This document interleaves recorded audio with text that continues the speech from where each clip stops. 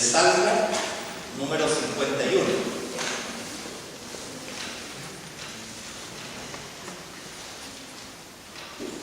En el libro de Salmos,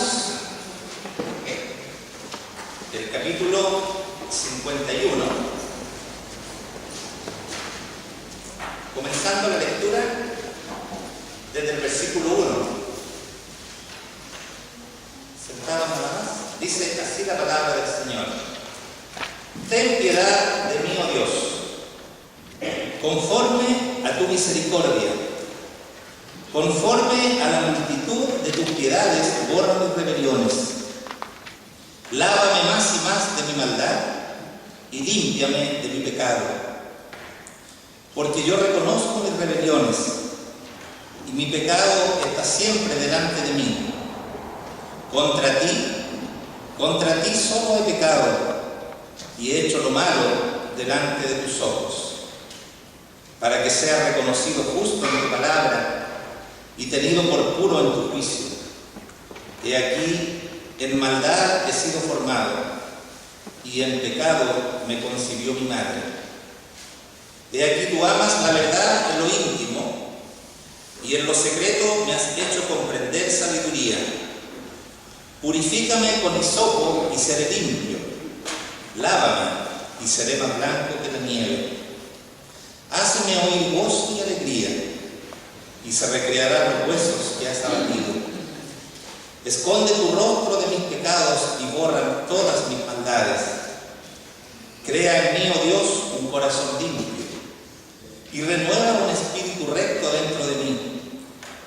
No me eches de delante de ti, y no quites de mí tu Santo Espíritu. Vuélveme el gozo de tu salvación, y espíritu noble me sustente. Entonces enseñaré a los transgresores tus caminos, y los pecadores se convertirán en ti. Líbrame de homicidios, oh Dios, Dios de mi salvación. Cantará mi lengua tu justicia.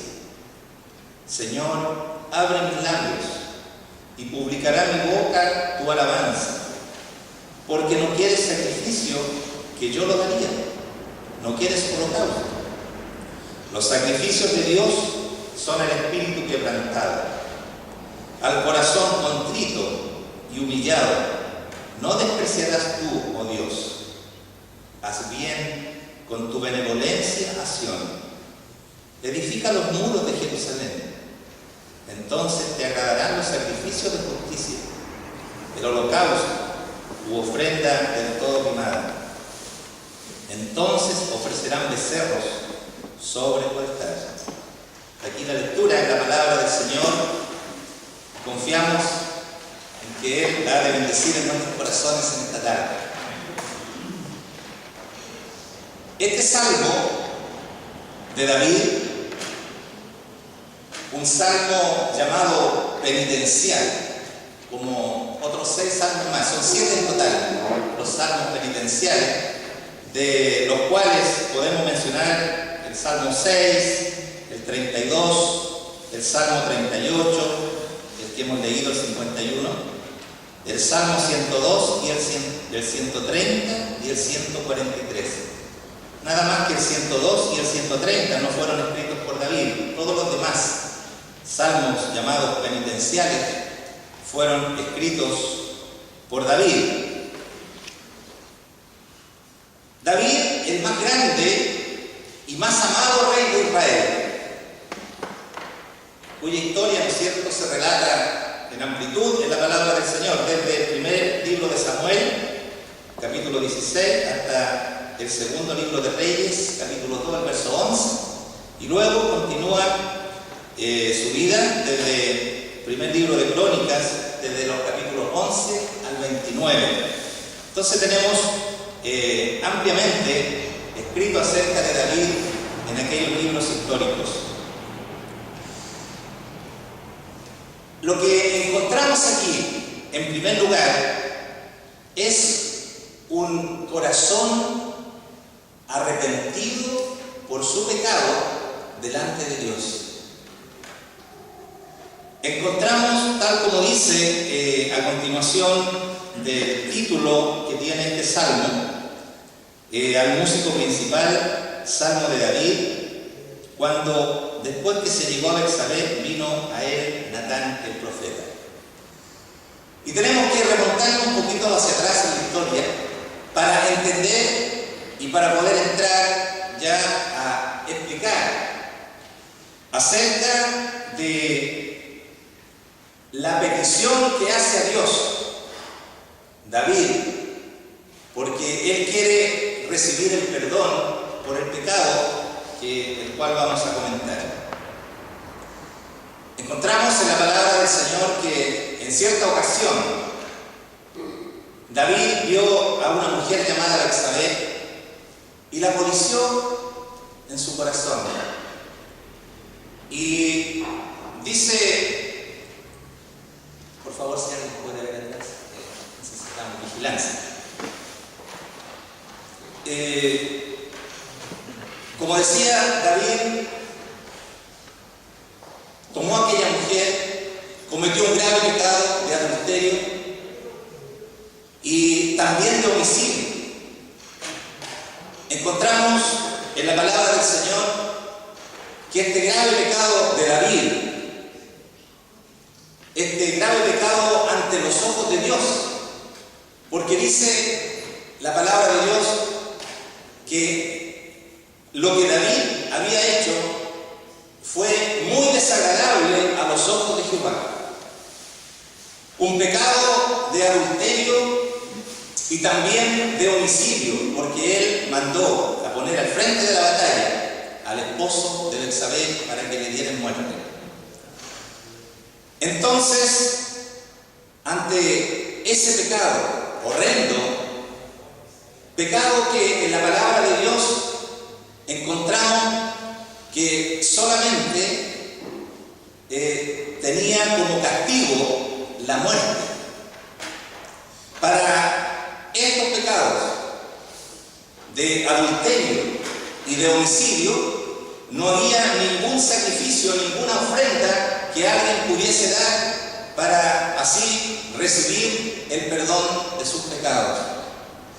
Por esa razón, en este salmo penitencial, David se presenta delante de Dios con un corazón contrito, humillado, arrepentido. Ten piedad de mí, oh Dios, conforme a tu misericordia. No había ninguna otra posibilidad de perdón para David. No había ninguna otra posibilidad de ser perdonado por Dios. Solamente debía apelar a la piedad de Dios y a su inmensa misericordia.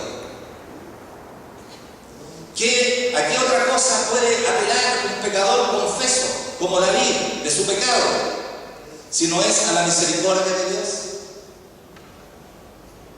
Más adelante, David, cuando cometió también aquel pecado de arrogancia, por así decirlo, cuando se quiso mostrar su grandeza como rey y ordenó hacer un censo en la nación,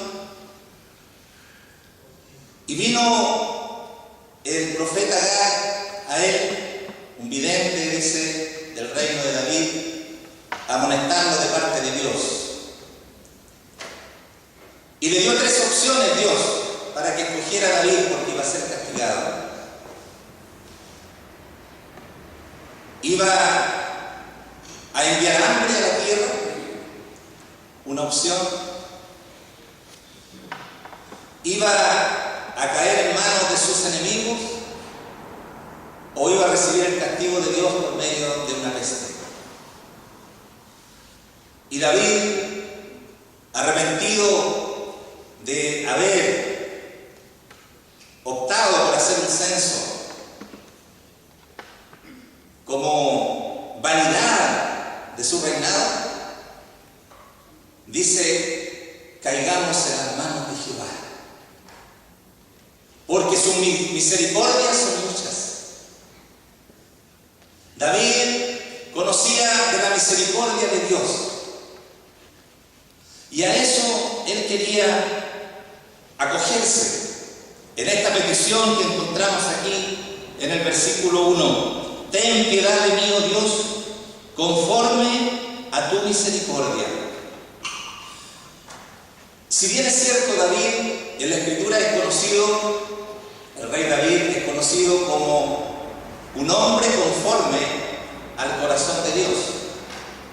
Y lo señala la palabra de Dios en 1 Samuel capítulo 13, el verso 14, y también en Hechos de los Apóstoles, el capítulo 13 y el versículo 22.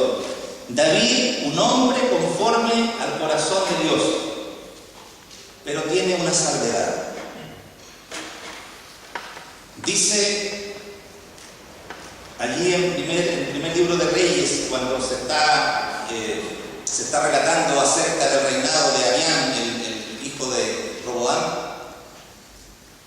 Allí en el primer libro de Reyes, capítulo 15, el verso 5, dice: salvo en lo tocante a Urías Eteo, que batalla mancha para el nombre de David, aquel hombre conforme al corazón de Dios, salvo en lo tocante a Urías Eteo. David entonces estaba apelando a la misericordia de Dios, porque él sabía que Dios era misericordioso y clemente. Sabía que era lento para la ira y grande en misericordia. Pero también sabía lo que estaba escrito allí en el libro de Números, donde dice: Jehová tardo para la ira y grande en misericordia, que perdona la iniquidad y la rebelión, aunque de ningún modo tendrá por inocente al culpable. Un rey tenía la obligación delante de Dios de conocer las Escrituras, y ya estaba escrito allí en el libro de Números que Dios es grande en misericordia, pero que de ningún modo tendrá por inocente al culpable. Y él, sintiéndose culpable de su pecado, entonces ahora se pone delante de Dios y apela a la misericordia de Dios. Veíamos el domingo pasado en el libro de Jeremías acerca de la misericordia de Dios, y veíamos allí cómo aparece en primer lugar la misericordia, en primer lugar antes que el juicio y la justicia de Dios, porque si apareciera primero el juicio de Dios o la justicia de Dios, estaríamos perdidos. Pero es tan grande la misericordia de Dios para con nosotros. Dice la palabra de Dios que Él es misericordioso y compasivo, y que Él nos salvó no por obra de justicia que nosotros hubiésemos hecho, sino por su misericordia, al enviar a su Hijo a este mundo para que nosotros pudiésemos tener también el perdón de nuestros pecados. Ten piedad de mí, oh Dios, conforme a tu misericordia, conforme a la multitud de tus piedades. Dice: borra mis rebeliones, lávame más y más de mi maldad y límpiame de mi pecado. ¿Cómo personaliza el pecado que David siente en su alma? Mis rebeliones, mi maldad, mi pecado. Cuando uno conversa con alguien acerca del Señor y del perdón de pecados, sí dice: pero todos somos pecadores. Es una verdad. Pero cuando uno ve su pecado, su mancha de pecado, cómo ha fallado a Dios, cómo ha fallado a la santidad de Dios con una vida pecaminosa, allí ya hay un primer paso para el arrepentimiento, para que aquella persona pueda darse cuenta y pueda someterse entonces a esta misericordia de Dios y ponerse bajo este alero misericordioso de Dios. Aquí en los primeros versículos entonces tenemos a David pidiendo perdón, y luego confiesa su pecado, porque yo reconozco mis rebeliones y mi pecado está siempre delante de mí. Contra ti solo he pecado y he hecho lo malo delante de tus ojos. Debemos tener en cuenta de la gravedad que es ante los ojos de Dios el pecado. A veces no le tomamos el real peso a esta palabra y lo que significa ante los ojos santos de Dios el pecado. Si bien David había cometido pecado contra Betsabé, contra el prójimo, y contra Urías, el esposo de Betsabé, si bien había afectado al prójimo el pecado cometido por David, no lo menciona aquí de esa forma, sino que coloca su pecado como cometido ante la santidad de Dios. Contra ti solo he pecado y he hecho lo malo delante de tus ojos. Cualquier pecado, estimado hermano o amigo que nos visita en esta tarde, en primer lugar es contra la santidad de Dios.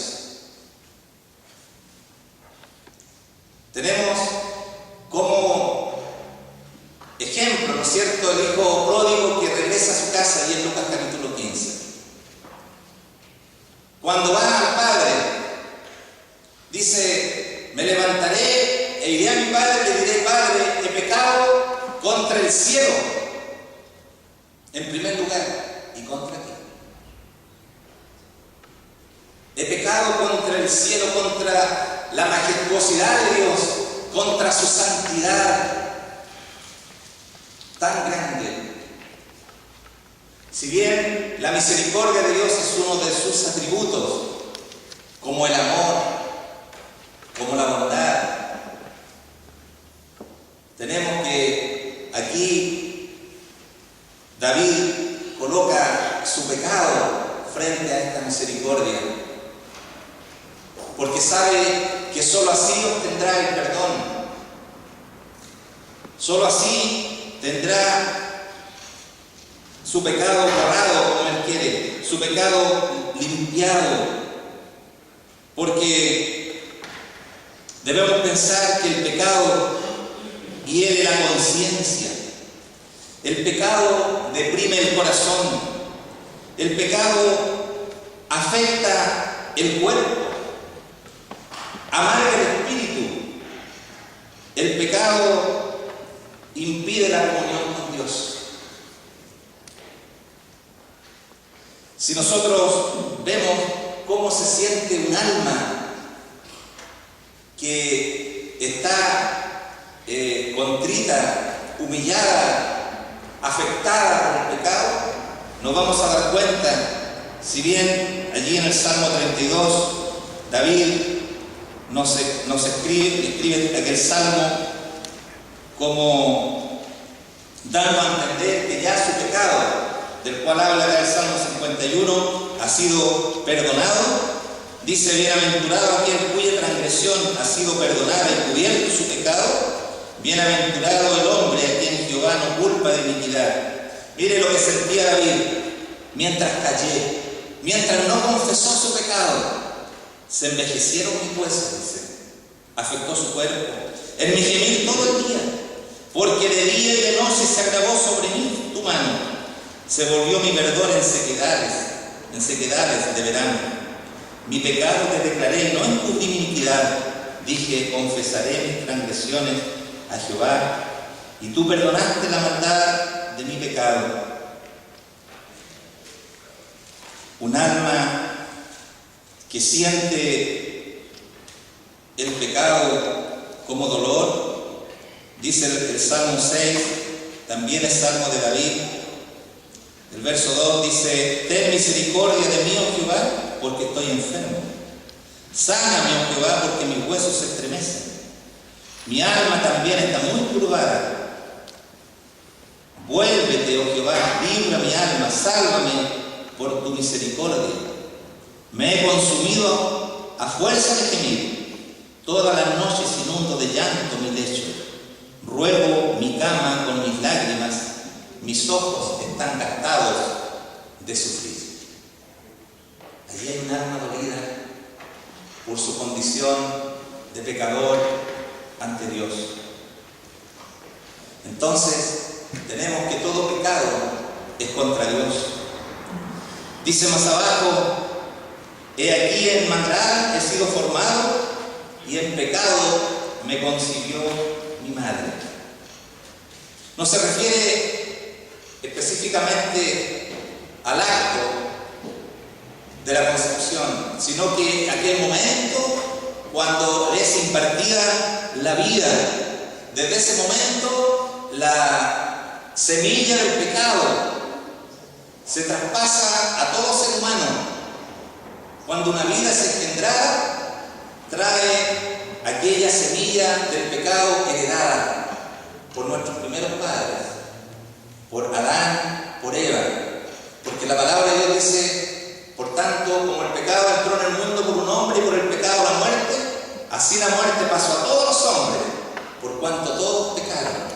Entonces, al ser descendientes de Adán, nacemos como pecadores por naturaleza.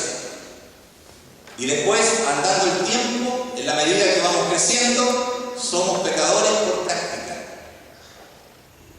Por esa razón, cuando el Señor tiene la visita de Nicodemo, le dice a Nicodemo que le es necesario nacer de nuevo. Porque con esta vida natural, biológica que traemos de nuestros padres, no podemos entrar al cielo. Esta vida viene manchada por el pecado. Necesitamos una vida nueva. Necesitamos nacer de nuevo. Un nacimiento espiritual que viene de arriba, que viene de parte de Dios. Esa vida nos habilita entonces para poder tener comunión con Dios, para poder ir al cielo. Hay personas que pretenden con la vieja naturaleza, sin haber nacido nunca de nuevo, algún día entrar a la presencia de Dios para disfrutar de aquellas moradas que el Señor Jesucristo fue a preparar. Él las fue a preparar para los suyos, para aquellos que habíamos de nacer de nuevo un día.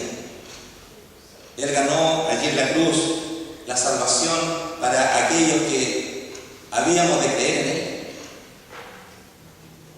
Así que, como dice aquí, he aquí en maldad he sido formado y en pecado me concibió mi madre. Se da cuenta de su naturaleza de pecado que hay en él. Purifícame con hisopo y seré limpio. Lávame y seré más blanco que la nieve. Porque el pecado es una mancha en el alma. Porque el pecado necesita ser limpiado, lavado. La sangre de Jesucristo, su Hijo, dice la palabra de Dios, nos limpia de todo pecado. Cuando alguien lava algo es porque está sucio. Y aquí dice: lávame y seré más blanco que la nieve. Seré más puro, más blanco. ¿Qué cosa más blanca que la nieve puede haber? Porque él sentía la negrura en el corazón. Él sentía aquella mancha que debía ser removida. Y solamente lo podía hacer la misericordia de Dios. Hazme oír gozo y alegría, y se recrearán los huesos que has abatido. Esconde tu rostro de mis pecados y borra todas mis maldades. Crea en mí, oh Dios, un corazón limpio y renueva un espíritu recto dentro de mí. Sabía David que su corazón estaba sucio por el pecado. Y se presentaba de esta manera delante de Dios. Dice: no me eches de delante de ti y no quites de mí tu Santo Espíritu. Vuélveme el gozo de tu salvación y espíritu noble me sustente. Hermanos, aquí quiero detenerme en esta expresión de David: vuélveme el gozo de tu salvación. Cuando nos convertimos al Señor, cuando recibimos el perdón de nuestros pecados, cuando recibimos al Señor Jesucristo como nuestro Salvador personal, nos apropiamos de Él, nos humillamos delante de Él, arrepentidos de nuestra condición de pecadores perdidos, nos inundó un gozo en el corazón. Yo creo que todos mis hermanos pueden dar fe de ellos. El 100% de los convertidos hemos sido inundados por el gozo de Dios en nuestros corazones. Y hace pocas semanas atrás estudiábamos aquella epístola que escribió el apóstol Pablo acerca del gozo, la epístola a los Filipenses, del gozo y del regocijo que hay en el corazón del creyente por ser salvo. Porque ya nos hemos acogido a esta misericordia de Dios y Dios nos ha perdonado. Pero transcurre el tiempo y por diversas razones, por diversos motivos, el gozo se va perdiendo. Porque tal vez nos dejamos de orar, de leer su palabra, también de asistir a las reuniones, de tener comunión con el Señor y con los hermanos. Los problemas cotidianos de la vida nos empiezan a aplastar y muchas veces vemos los problemas más grandes que el Señor y vamos perdiendo el gozo y vamos perdiendo aquel primer amor del cual habla la palabra del Señor allí en el libro de Apocalipsis, el primer mensaje a la iglesia de Éfeso. Pero tengo contra ti, dice, que has dejado tu primer amor.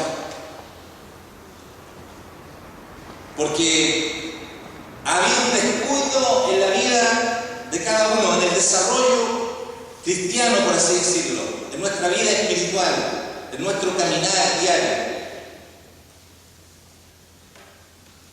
Y hemos perdido el gozo. Hermanos, cuando pensamos de que somos hijos de Dios, perdonados, salvados por su gracia, cuando contemplamos aquella obra que el Señor Jesucristo hizo en la cruz, por mí, por usted, hermano, es como para tener gozo constante en el corazón, es como para estar contentos todos los días, agradecidos al Señor. Y aquí el salmista pide: vuélveme el gozo de tu salvación.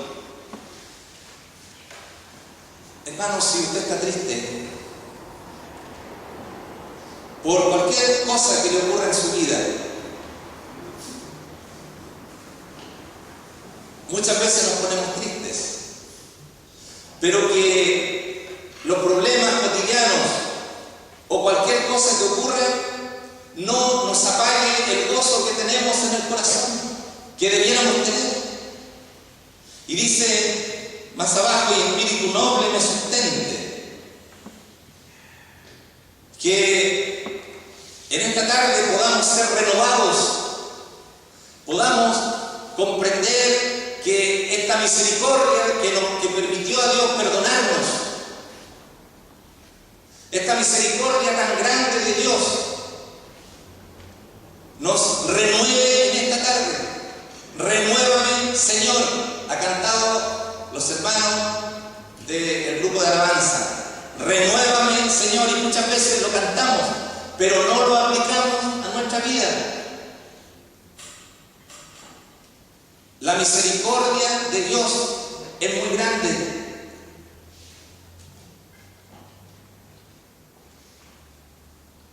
El hermano Nicolás, cuando pasó a leer el segundo capítulo del libro de Efesios, el versículo 4,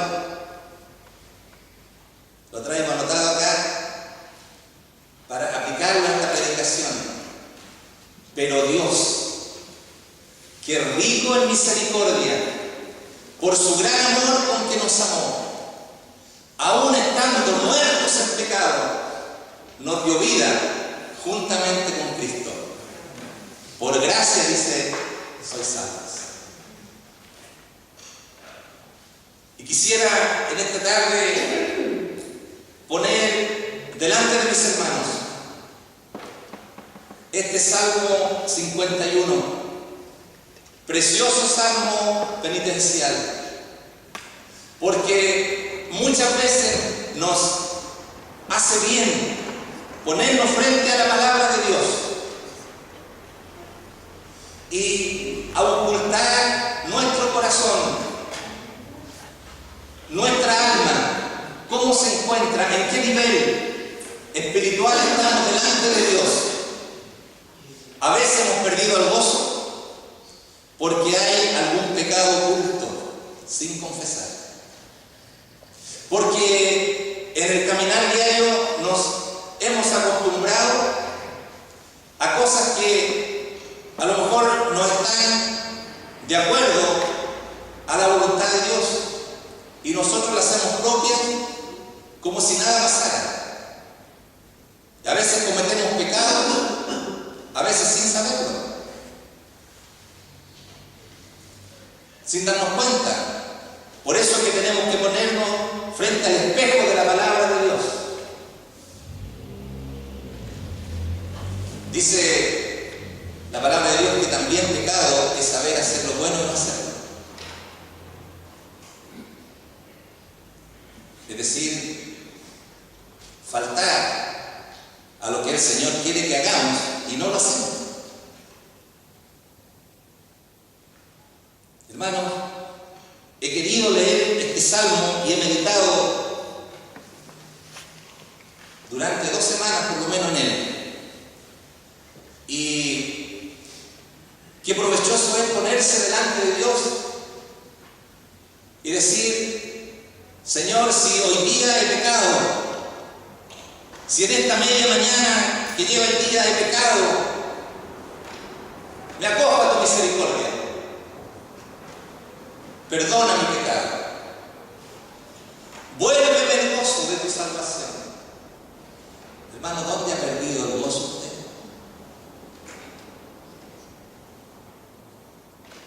Porque tenemos que pensar que el Señor quiere un pueblo gozoso, un pueblo agradecido, un pueblo que pueda alabarle sin ninguna atadura en el alma, que haya libertad de espíritu. Y para eso necesitamos entonces tener nuestra relación con Dios saneada, expedita. La misericordia de Dios. Y me gusta pensar en este tema, siempre me ha gustado pensar en este tema. Y cuando contemplo al Señor Jesucristo también misericordioso, cuando estuvo aquí en la tierra, cuando aquel hombre lleno de lepra dice que vino corriendo, que hincó su rodilla y le dice: Señor, si quieres, puedes limpiarme. Y dice allí el escritor Marcos: y Jesús, teniendo misericordia de él, extendió su mano y le tocó. Porque el Señor es misericordioso y compasivo, como dice más adelante la Escritura. Cuando pienso en el samaritano que va de camino y ve al hombre que está ahí, tendido en el camino, medio muerto, herido, asaltado, despojado, sin fuerzas, no puede hacer nada por sí mismo. Y aquel samaritano que pasa, figura del Señor Jesucristo, dice que fue movido a misericordia y le ayudó.